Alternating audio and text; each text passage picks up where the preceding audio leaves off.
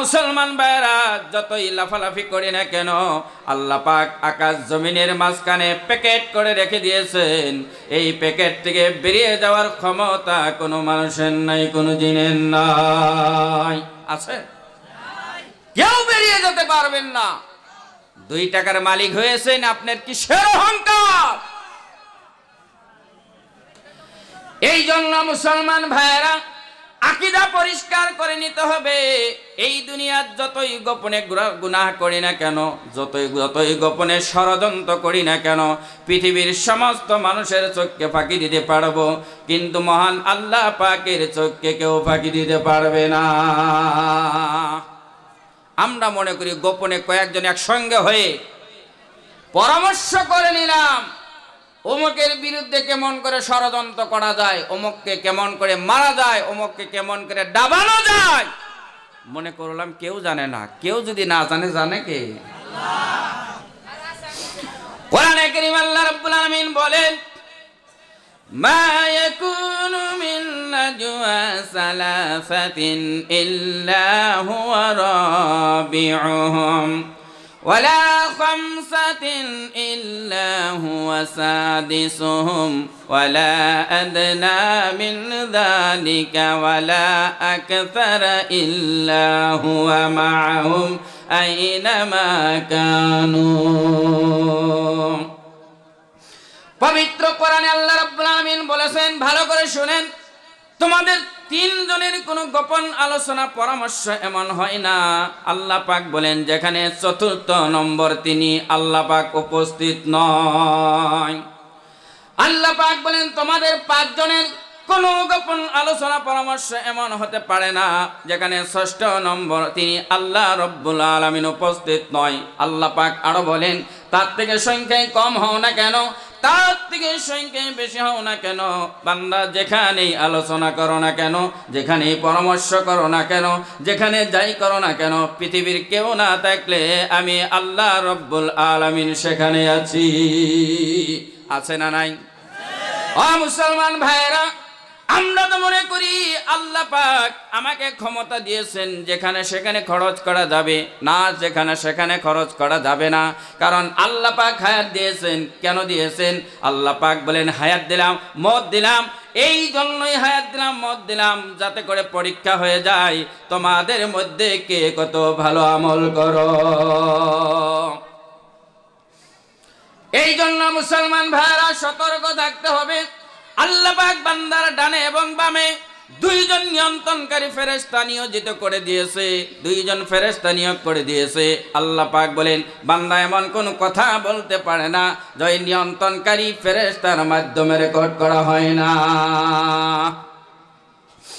কোরআনে কারীম আল্লাহ রাব্বুল আলামিন বলেন, ইয ইয়াতালাক্কাল মুতালাক্কিয়ানি আনিল ইয়ামিনি ওয়া আনিশ শিমালি কাঈদ মা ইয়ালফিযু মিন কাওলিন ইল্লা লাদাইহি রাকীবুন আতীদ। আল্লাহ রাব্বুল আলামিন বলেন, বান্দার ডানে এবং বামে 2 জন নিয়ন্ত্রণকারী ফেরেশতা নিয়োগ করে দিয়েছি। বান্দা এমন কোনো কথা বলতে পারে না যে নিয়ন্ত্রণকারী ফেরেশতার কাছে রেকর্ড হয় না। ও মুসলমান ভাইয়েরা, আজ থেকে 100 বছর আগে হইতে আয়াতটা মানুষের জন্য বিরাট কষ্টকর ছিল, কিন্তু বর্তমান তো এমন এক যুগ, এই কথা বিশ্বাস করতে, কোরআনের কথা তো বিশ্বাস করতেই পারি। আর বাস্তব যেগুলো বস্তু বিজ্ঞানীরা আবিষ্কার করেছে, সিসি ক্যামেরার মাধ্যমে আপনার সমস্ত সব কিছুই যদি রেকর্ড করে রাখতে পারে, আল্লাহ পাক বান্দার সব কিছু রেকর্ড করে রাখতে পারে কি পারে না? কথা বলেন। এই যে আমি কথাগুলো বলছি, কথাগুলো কিন্তু শেষ হয়ে যায় না।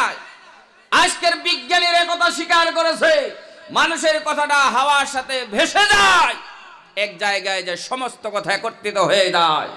বিজ্ঞানীরা চেষ্টা করছে আগের মনীষীদের কথা, আগের মহাপুরুষদের কথা আমরা দেখি ক্যাচ করে আনতে পারে নাকি, এই চেষ্টা তারা চালাইয়া যাচ্ছে। এই জন্য মুসলমান ভাইয়েরা অন্তরটা সাফ করে নিতে হবে, আল্লাহকে ভয় করে চলতে হবে। আল্লাহর ভয় যদি দিলের ভিতরে থাকে, ও আমার মা বোনেরা, পৃথিবীর যে কোনো স্থানে থাকেন না কেন, আমার ভাইয়েরা, এক একমাত্র আল্লাহর ভয় আপনাকে সমস্ত গুনাহের কাছ থেকে বাঁচাইতে পারে। পৃথিবীর অন্য কোনো বিধান মানুষকে সর্বত্রের সমস্ত খারাপ কাজ থেকে বাঁচাইতে পারে না। আপনার আমার সন্তান, ছেলে মেয়ে, তাকে আপনি নিষেধ করলেন মোবাইল চালানো যাবে না, যতক্ষণ বাবার নজরের দায়রাতে আছে, সীমানার ভিতরে আছে, ভয় করবে। রাত্রের 12টায় কম্বলের তলে তাকে যদি মোবাইল থেকে বাঁচাতে পারে, একমাত্র আল্লাহর ভয় বাঁচাতে পারে, পৃথিবীর কোনো ভয় বাঁচাতে পারে? কথা বলেন, পারে? কেউ বাঁচাতে পারে না। আল্লাহর ভয় কেমন করে মানুষকে খারাপ কাজ থেকে বাঁচায়? একজন যুবকের কথা আমি আপনাদের সম্মুখে দৃষ্টান্ত স্বরূপ দিতে চাই। একজন যুবক দেখতে খুব সুন্দর ছিল, তার বাবা একজন ব্যবসায়ী ছিল। মাঝে মধ্যে তার বাবার সঙ্গে সে দোকানে বসতো। ওই যুবকের শরীর থেকে এত সুন্দর সুগন্ধি বের হতো, এত সুন্দর সুগন্ধি বের হতো, যে সুগন্ধি আতর সাধারণভাবে সাধারণ মার্কেটে কেনা পাওয়া যাইত না। একদিন তার এক বন্ধু, ঘনিষ্ঠ বন্ধু, জিজ্ঞেস করলো, বন্ধুরে, না জানি কত টাকা তুমি আতর কিনতে অপব্যয় খরচ করে দাও। এবার বন্ধু ডাক দে বলে, বন্ধুরে কি বলছো? আমার জীবনে কোনো দিন একদিনের জন্য কোনো আতর আমি কিনি না। তার বন্ধু ডাক দে বলে, বন্ধুরে, তোমার কাছে যখন আসি তখন তো মনে হয় এত সুন্দর পারফিউম কোনোদিন আমার নাকে ধরা পড়ে না, আর তুমি বলছো কোনোদিন তুমি আতর কিনো না। কথাটা তো মিলে না, মিলে? কথাটা তো মেলে না। এবার যুবক ডাক দিয়ে বলে, বন্ধুরে, আমার জীবনের একটা গোপন রাজ ছিল, কোনোদিন কাউকে বলি নাই।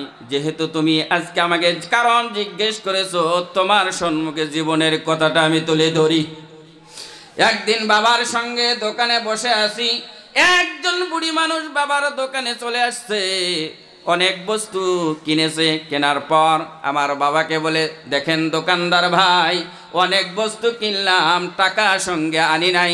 এই যে আপনার সন্তান, আমার সঙ্গে বাড়িতে পাঠাইয়া দেন, আপনার সন্তানের হাতে সমস্ত টাকা আমি তুলে দিব। সন্তান বুড়ির সঙ্গে তার বাড়িতে চলে গেছে। লম্বা ঘটনা, যাওয়ার পর এক রুমের ভিতরে যাচ্ছে, যেই রুমের ভিতরে সুন্দরী মেয়ে ছিল। লম্বা ঘটনা, এবার মেয়েটা তার সঙ্গে তার মনের কুপ্রাবৃত্তি চরিতার্থ করার জন্য চেষ্টা নিচ্ছে। যুবক যখন দেখতে পাচ্ছে আর বাঁচার কোনো রাস্তা নাই, এই সুন্দরী যুবতীর সঙ্গে জিনায় লিপ্ত হওয়া ছাড়া আর কোনো রাস্তা নাই। ও মুসলমান ভাইয়েরা, যখন বিপদে পড়বেন, যখন আপদে পড়বেন, আল্লাহর পয়গম্বরদের সুন্নতের উপর আমল করবেন, আল্লাহ পাক আপনাকে দয়া করে আল্লাহর কুদরতে গুনাহের কাছ থেকে বাঁচাইয়া দিবে। আল্লাহর পয়গম্বর ইউসুফ নবী জুলাইখা যখন কৌশল করে রুমের ভিতরে নিয়ে গেছে, দরজাগুলা বড় বড় তালা দিয়ে তালাবদ্ধ করেছে। জুলাইখা তার চুলগুলা ছেড়ে দিছে, আস্তে আস্তে করে কাপড় খুলে তার রূপ সৌন্দর্য প্রদর্শন করা শুরু করে দিছে। ইউসুফ নবী আল্লাহকে ভয় করলেন। লম্বা কথা, পিছন দিকে পিছুয়ে যাচ্ছে, যাইতে যাইতে এক পর্যায়ে তার পিঠের সঙ্গে দেওয়ালের সঙ্গে ধাক্কা লেগে গেছে। আর তো বাঁচার কোনো রাস্তা নাই। দরজার দিকে মুখটা ফিরালেন, হাত দিয়ে তালাবদ্ধ দরজাকে যখন স্পর্শ করলেন, আল্লাহ পাক আপন কুদরতে আল্লাহর পয়গম্বর ইউসুফ নবীর জন্য তালাবদ্ধ দরজা খুলে দিলেন। লম্বা ঘটনা আপনারা সকলেই জানেন। ওই যুবক এবারে চিন্তা করে, আর তো আমার কোনো বাঁচার রাস্তা নাই, যুবতীর জালে পড়ে গেলাম, যুবতীর আমি ফেড়ে পড়ে গেলাম, বাঁচার তো কোনো রাস্তা নাই। এবার ওই যুবক ডাক দিয়ে বলি, ও যুবতী, যাই করো তুমি আমার সঙ্গে পড়ে করবে, কিন্তু আমার পায়খানার প্রয়োজন হয়েছে, আমাকে পায়খানার ব্যবস্থা করে দাও। সুন্দরী যুবতী সঙ্গে সঙ্গে তার খাদেমাকে ডাক দেয়, বলে, খাদেমা তাড়াতাড়ি করে টয়লেট পরিষ্কার করে দাও। টয়লেট পরিষ্কার করে দেওয়া হলো। এবার আল্লাহওয়ালা সুন্দর যুবক পায়খানা করে পায়খানার সমস্ত মল মূত্র সারা শরীরে মাখাইয়া নিছে। সুন্দরী যুবতী যুবককে দেখে বলে, আমি তো মনে করেছিলাম মনের প্রবৃত্তি তোমার সাথে চরিতার্থ করব, তুমি তো একজন পাগল। পাগল না হইলে কি শরীরে পায়খানার মল তুমি মাখায় নিতে পারো? সুন্দরী যুবতী ছিছি করে যুবককে বের করে দিলেন। আল্লাহ যুবক বন্ধুকে ডাক দিয়ে বলে, বন্ধু, জীবনের গোপন কথা কোনোদিন কারো সাথে শেয়ার করি নাই। ওই যে শরীরে পায়খানা আমি সব মলিয়ে নিয়েছিলাম, পায়খানা লাগিয়েছিলাম, ওই বাড়ির থেকে যখন বেরিয়ে আসলাম আমার পকেটে 1 টাকা ছিল, 1 দিরহম ছিল। 1 দিরহম দিয়ে একটা সাবান কিনে এক পুকুরে গিয়ে সুন্দর করে গোসল করে নিলাম। বাড়িতে পৌঁছে গেলাম, রাত্রে যখন বিছানায় ঘুমাবো আল্লাহ পাক স্বপ্নের মাধ্যমে জানিয়ে দিলেন, যুবক,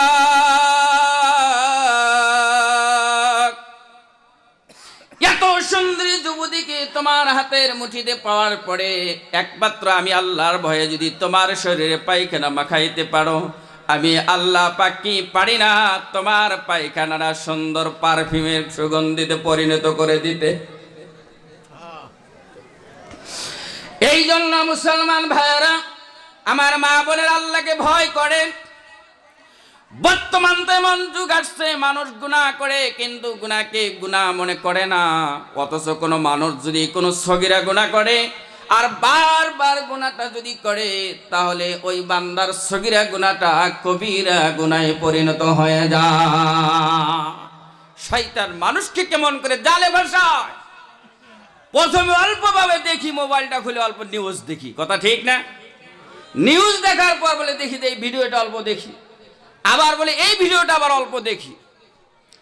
এই যুগ যে আসবে এ কথা আল্লাহ পাক কোরআনে কারীমের ভিতরে জানিয়ে দিচ্ছেন। আল্লাহ রাব্বুল আলামিন বলেন, ওয়া মিনান নাসি মান ইয়াশতারি লাহুল হাদিস লিয়ুদিল্লা বিহি আন সাবিলিল্লাহ। আল্লাহ রাব্বুল আলামিন বলেন, কিছু লোক হবে যারা বেহুদা একদম ঘটনা, যার কোনো মৌলিকতা নাই, যার কোনো সনদ নাই, ভিত্তিহীন ঘটনা বিক্রি করে তারা মানুষকে আল্লাহর রাস্তাতে পথভ্রষ্ট করবে। এই যে দেখবেন নাটক, এই যে দেখবেন সিনেমা, ভালো করে চিন্তা করে দেখেন, যারা বোকা তারাই তো সিনেমা দেখে, তারাই তো নাটক দেখে, কারণ বাস্তবতায় আসলেতে তাদের কোনো ভিত্তি নাই। আছে? বলেন, কোনো ভিত্তি আছে নাকি? কোনো ভিত্তি নাই। এই কানটা কে দান করেছে? চোখ কে দান করেছে? হাত কে দান করেছে? সব কিছু কে দান করেছে? আল্লাহকে কয় টাকা দিয়েছি আমরা? দিছেন কি কেউ কিছু? আপনারা দিছেন নাকি? আর একটা হাত যদি অ্যাক্সিডেন্ট হয়ে ভেঙে যায়, আল্লাহর দেওয়া হাত হাত দিয়ে চুরমার হয়ে গেছে, জীবনের সমস্ত সঞ্চিত ধন সম্পদ খরচ করেন, আল্লাহর দেওয়া হাতের মতো বানাইতে পারবেন? পারবেন? পারা যাবে না। এত বড় বড় নিয়ামত দিলেন, এমনিই দিছে আল্লাহ। কোরআনে কারীম আল্লাহ রাব্বুল আলামিন বলেন, ওয়া আতাকুম মিন কুল্লি মা সালতুমুহু ওয়া ইন তাউদ্দু নি'মাতাল্লাহি লা তুহসুহা। আল্লাহ রাব্বুল আলামিন বলেন, আমি আল্লাহ পাক তোমাদের সমস্ত চাহিদা, সমস্ত প্রয়োজন পুরা করে দিয়েছি। বান্দারে এত নিয়ামত তোমাদের ওকে আমি দান করেছি, আমি আল্লাহর নিয়ামত যদি গণনা করতে চাও, আমি আল্লাহ পাকের নিয়ামত গণনা করে শেষ করতে পারবে না। আল্লাহর নিয়ামত গণনা করে শেষ করা যাবে? ভাই মাতরম, দোস্ত, বুজুর্গ, মা বোনেরা, আল্লাহ পাক কান দিয়েছেন, এই কান দিয়ে আপনি গান শুনলেন না, এই কান দিয়ে কোরআন শুনলেন, এই কান দিয়ে ভালো কথা শুনলেন না খারাপ কথা শুনলেন? সত্যি করে বলেন, কিয়ামতের দিন আল্লাহ পাকের দরবারে হিসাব দেওয়া লাগবে কি লাগবে না? এই দুনিয়াতে মিথ্যা কথা বলেন, আপনার স্বামীকে আপনি ফাঁকি দিতে পারেন, স্বামী স্ত্রীকে ফাঁকি দিতে পারেন, ছেলে মা বাবাকে ফাঁকি দিতে পারে, মা বাবা ছেলে মেয়েকে ফাঁকি দিতে পারে, কিন্তু কিয়ামতের দিন কোন বান্দা আল্লাহ পাককে ফাঁকি দিতে পারবে না। পারবে? হ্যাঁ, আমরা বলি না, এটা তো আমি করি নাই, কিন্তু কিয়ামতের দিন পারবেন? কারণ কিয়ামতের দিন আল্লাহ পাক বান্দার মুখটা বন্ধ করে দিবে, মোহর লাগাইয়া দিবে। বান্দা তো মুখ দিয়ে কথা বলতে পারবে না, বান্দার হাত কথা বলবে, বান্দার পা তার জীবনের সমস্ত কাজ সম্পর্কে আল্লাহ পাকে সাক্ষ্য প্রদান করবে। এটা আমার কথা নয়, কোরআনে কারীম আল্লাহ পাক বলেছেন সূরা ইয়াসিনে, আল-ইয়াওমা নাখতিমু আলা আফওয়াহিহিম ওয়া তুকাল্লিমুনা আইদিহিম ওয়া তাশহাদু আরজুলুহুম বিমা কানু ইয়াকসিবুন। আল্লাহ রাব্বুল আলামিন বলেন, কিয়ামতের দিন আমি আল্লাহ পাক তাদের মুখটা, বান্দার মুখটা মোহর লাগাইয়া দিব, বান্দার মুখটা বন্ধ করে দিব। আহারে চিন্তা করেন, এই আদরের হাত সাধারণ যদি একটা কাটার আঘাতে আঘাতপ্রাপ্ত হয়ে যায়, আমরা সঙ্গে সঙ্গে ট্রিটমেন্ট করার জন্য ডাক্তারের কাছে চলে যাই। এই হাত কিন্তু কিয়ামতের দিন হয়তো আপনার আমার পক্ষ কথা বলবে, না হয় বিপক্ষে কথা বলবে। আল্লাহর দেওয়া বিধান বিরোধী কাজে যদি হাতটা ব্যবহার করেন, কিয়ামতের দিন আল্লাহ পাকের সম্মুখে আপনার আমার বিপক্ষে আপনার আমার হাত কথা বলবে। এই যে আল্লাহ পাক পা দিয়েছেন, এই পা কিয়ামতের দিন আল্লাহ পাকের সম্মুখে সাক্ষ্য প্রদান করবেন, আল্লাহ তোমার ওই বান্দা অমক কাজ করেছে, তোমার ওই বান্দা অমক কাজ করেছে। তোমার দেওয়া কান দিয়ে গান শুনেছে, কোরআন কোনোদিন শুনে নাই। তোমার দেওয়া চোখ দিয়ে কোরআন দেখার দরকার ছিল, হাদিস দেখার দরকার ছিল, কোরআনও দেখে নাই, হাদিসও দেখে নাই। তোমার দেওয়া চোখ দিয়ে শুধুমাত্র গান বাজানা সিনেমা দেখেছে। এই জন্য মা বোনেরা, বিশেষ করে আপনাদেরকে বলছি, যখনই অবসর পান তখনই কিন্তু মোবাইলটা হাতে নেওয়া যাবে না। তখনই আপনি আমল করেন, কিছু আপনাদেরকে আমল দিয়ে যাই, ছোট ছোট আমল করেন, আল্লাহ পাক আপনার অন্তরটা পরিষ্কার করে দিবেন। সুবহানাল্লাহ। একটা আমল দিয়ে যায়, বিশ্বনবী বলেছেন, ইন্না হাযিহিল কুলুব তাসদাউ কামা ইয়াসদাউল হাদিদু ইযা আসাবাহুল মা। আল্লাহর নবী বলেন, যেমন লোহাতে পানি পড়লে মামড়ে ধরে, বান্দা যখন গুনাহ করে, গুনাহ করার জন্য বান্দার অন্তরে কালো দাগ বসে যায়। কেউ জিজ্ঞেস করলেন, ইয়া রাসূলুল্লাহ, গুনাহ করার ফলে অন্তরে কালো দাগ পড়ে গেল, এই কালো দাগ পরিষ্কার করার উপায় কি? আল্লাহর নবী হাদিসে দুইটা উপায়ের কথা বলেছেন। জোরে বলেন, কয়টা উপায়? দুইটা উপায়ের কথা বলেছেন। এক নম্বর উপায় দিলেন কাসরাতু তিলাওয়াতিল কুরআন। এক নম্বর উপায় দিলেন বেশি বেশি করে কোরআনে কারীমের তিলাওয়াত করো। ও মুসলমান ভাইরা মায়েরা, বেশি বেশি করে যদি কোরআনে কারীমের তিলাওয়াত করতে পারেন, আল্লাহ পাক কোরআনের নূরে আপনার আমার অন্তরটা গুনাহের দাগ পরিষ্কার করে নূরান্বিত করে দিবেন। এখন অনেকেই প্রশ্ন করবেন, আপনি তো বললেন হুজুর সাহেব কোরআনে কারীমের তেলাওয়াত করবেন, কিন্তু আমার তো পোড়া কপাল, আমি কোরআনে কারীমের তেলাওয়াত করতে জানি না। কারণ বর্তমান মুসলমান সমাজের অবস্থা এমন, দেখবেন কোনো বাড়িতে যদি কোরআনে কারীমের তিলাওয়াতের আওয়াজ শোনা যায়, সঙ্গে সঙ্গে অনুমান করা যায় নিশ্চয়ই কোনো মানুষের মৃত্যু হয়েছে, অন্যথা কোনো মরা মানুষের নামে কোনো পর্ব করা হইতেছে। ঠিক না বে ঠিক? এই জায়গায় তো আমাদের কপাল পড়েছে। মুসলমানদের সমাজ ব্যবস্থা তো এমন হওয়া দরকার ছিল, প্রত্যেক বাড়িতে ফজরের পর সূরা ইয়াসিনের আওয়াজ ফুটে উঠবে, প্রত্যেক বাড়িতে মাগরিবের পর সূরা ওয়াকিয়া তেলাওয়াত হবে। এই যে আমাদের বাড়িতে অভাব অনটন দূর হয় না। বিশ্বনবী হাদিস শরীফে বলেছেন যে বাড়িতে প্রত্যেক দিন সূরা ওয়াকিয়া তেলাওয়াত করা হবে, আল্লাহ পাক ওই বাড়ির থেকে রুজি রোজগারের অভাব অনটন দূর করে দিবে।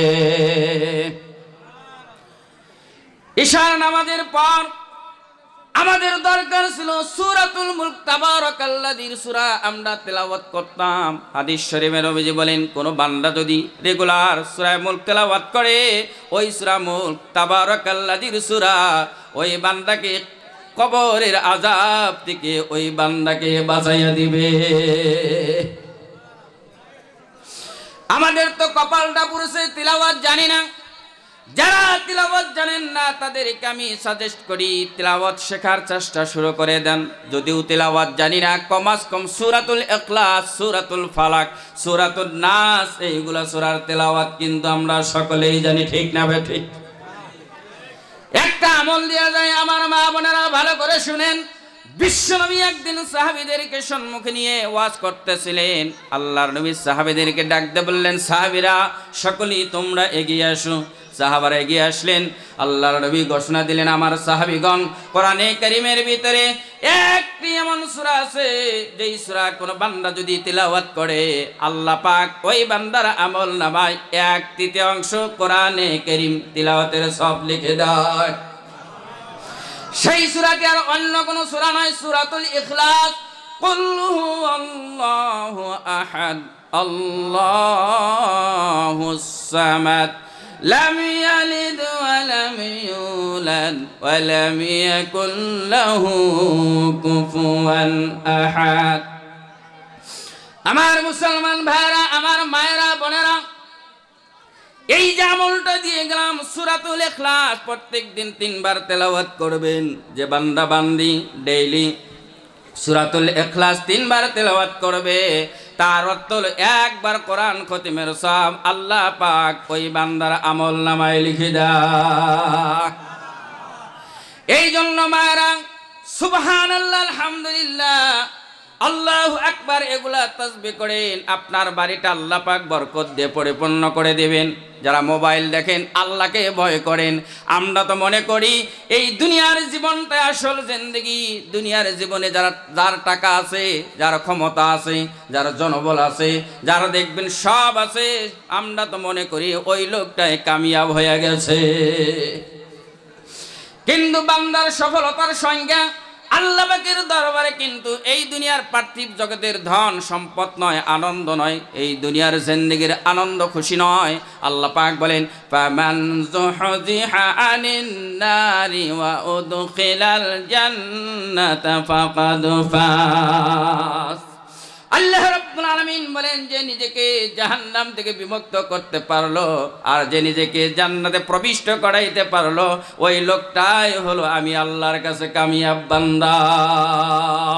ও আমার মায়েরা, ও আমার ভাইরা, এই জন্য মোবাইলটা আপনার সৎ কাজে ইউজ করেন, কোনো অসুবিধা নাই। কিন্তু আপনি যদি এই যেগুলা নাটক আছে দেখবেন, বর্তমান এমন এমন নাটক দিয়েছে, দুপুরে একবার দেয়, বিকালে একবার দেয়, আবার সকালে একবার দেয়।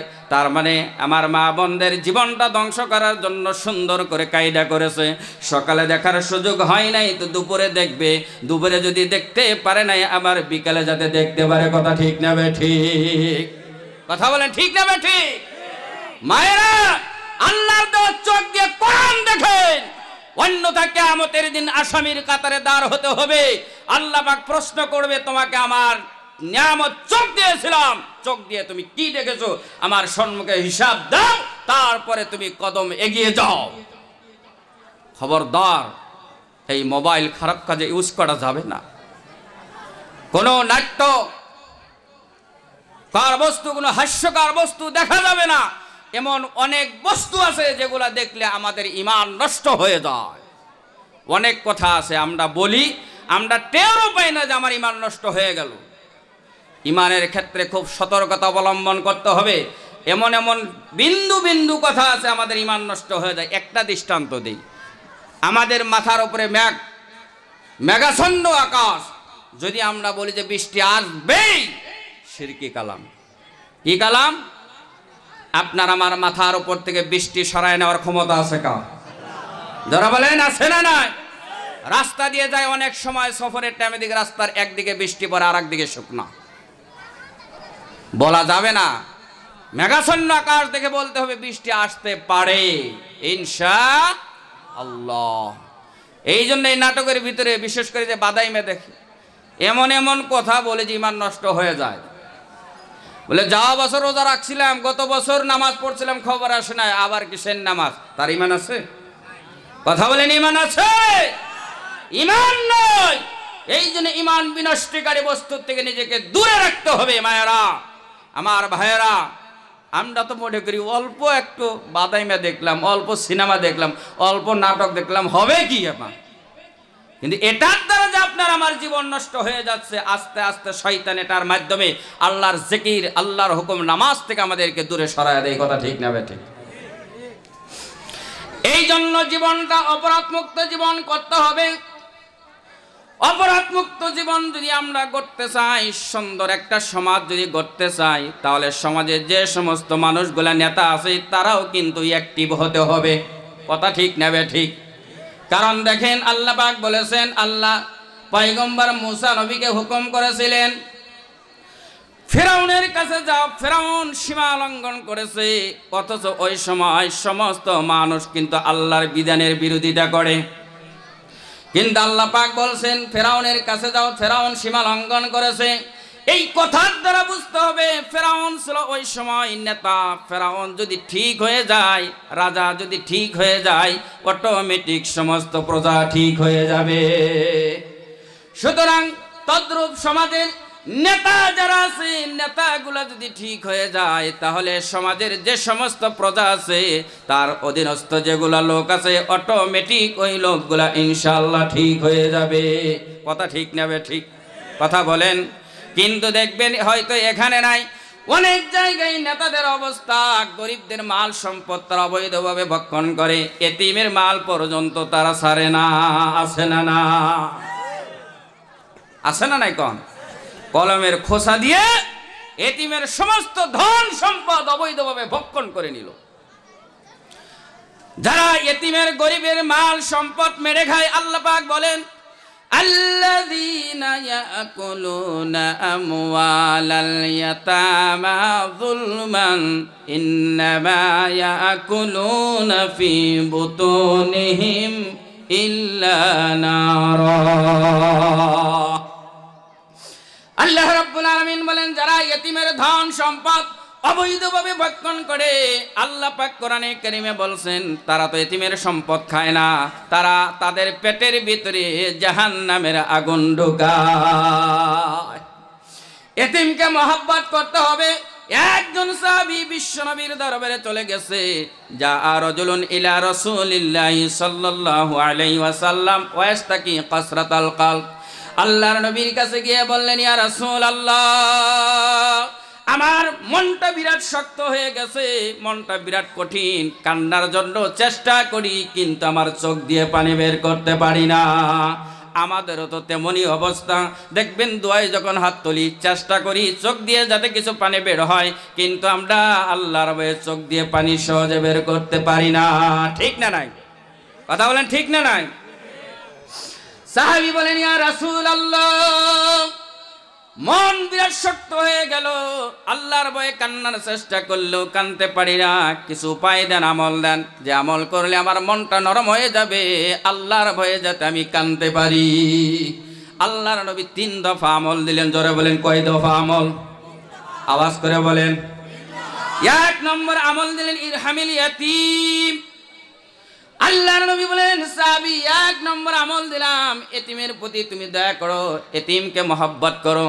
কারণ বিশ্বনবী এতিম ছিলেন, যারা এতিমকে মহব্বত করে তারা যেন বিশ্বনবীকে মহব্বত করে।